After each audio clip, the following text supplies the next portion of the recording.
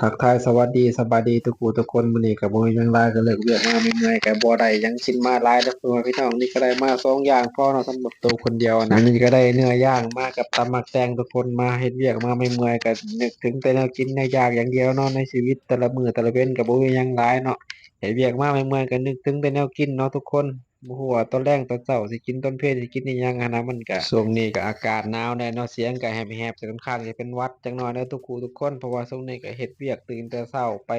เฮ็ดเวียกไกลเนาะเพราะว่าต้องได้เฮ็ดเวียกก็ต้องไปต่างถิ่นต่างแดนนะต้องได้นั่งรถไปอีกหม้องหนึ่งก็จากที่ทำงานมันก็ได้ใกล้นะทุกคนต้องตื่นแต่เช้าอีกเลยเสียงก็อาจสิบ่ค่อยสบายปานใดเนาะทุกคนช่วงนี้ก็อย่าลืมดูแลสุขภาพกันเด้อทุกคนเด้อนอนพักผ่อนให้เพียงพอกินข้าวให้อิ่มนอนให้หลับเนาะชีวิตเราก็มีเท่านี้แหละชีวิตประจำวันช่วงนี้ก็ค่อนข้างจะลำบากจักหน่อยเฮ็ดเวียกต่างเขตก็ต้องได้ข้ามเขตไปเฮ็ดเวียกนั่งรถไปโอ้กว่าจะถึงทุกคนเมื่อยเลยกว่าจะฮอดยังบ่ทันได้เฮ็ดงานซ้ำไปฮอดก็เมื่อยนั่งรถพอแห้งแล้วทุกคนเอ้ยไกลขนาดจากนี่ก็ไปประมาณ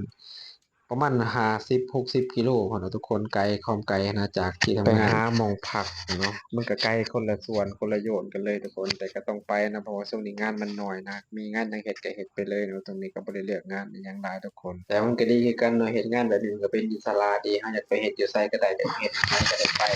อยากไปใดก็ได้ไปตามใจตัวเองเลยแต่ไปเฮ็ดงานไกลแบบนี้มันก็มีข้อดีหลายอย่างเนาะให้เราเรียนรู้ประสบการณ์ใหม่ๆแล้วก็อีกอย่างหม้องเฮ็ดงานก็มันก็ง่ายสะดวกกันเองเนาะแบบฮอดเวลาอยากกลับยามใดก็กลับเนาะถึงเวลา3 โมง 10 โมงกลับก็ได้นะบ่มีไผว่าเรา